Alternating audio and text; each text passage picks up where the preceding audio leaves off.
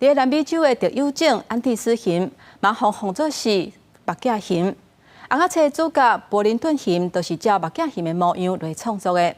不过真实的世界当中，目镜蠅的栖地去互人类霸占去，因常常会走去食人饲的种生仔，全来去互拍死。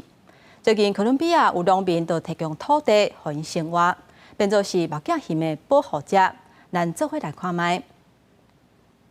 伫南美洲国家哥伦比亚的钦加萨国家自然公园内，一只安第斯蠅正在散步。大家可能毋捌听过安第斯蠅，但是根据安第斯蠅的模样所创造的佩丁登贝尔波林顿蠅，毋但有出红仔册，有拍做电影，就连英国伊丽莎白女王在生的时，嘛捌邀请佩丁登贝尔去白金汉宫啉茶，就知影这只蠅有偌红啊。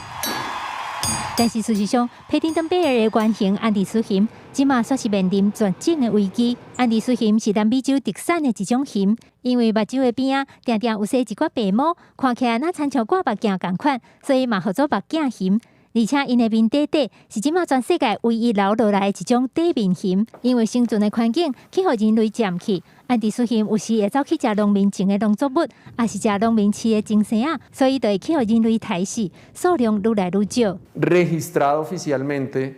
individuos asesinados o cazados retaliativamente porque se comen el ganado, se comen los animales, pero pues los datos oficiales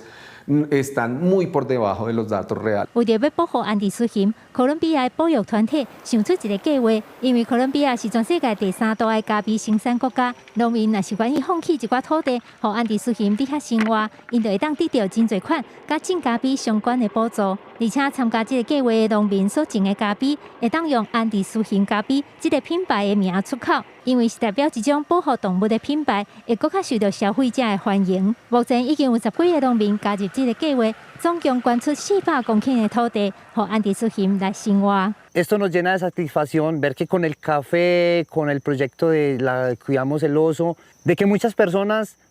se enamoran de esto. 今年37岁周年，毋但放弃一部分家己的土地，嘛甲科学家合作，伫树林内装卡美拉记录安第斯蠅生活的状况。根据卡美拉翕到的影片，因为生活的范围扩大，安第斯蠅就较袂过去甲人类发生冲突，会当伫自然的环境中慢慢生团，早一日脱离绝种的威胁。记者甘美恁编译。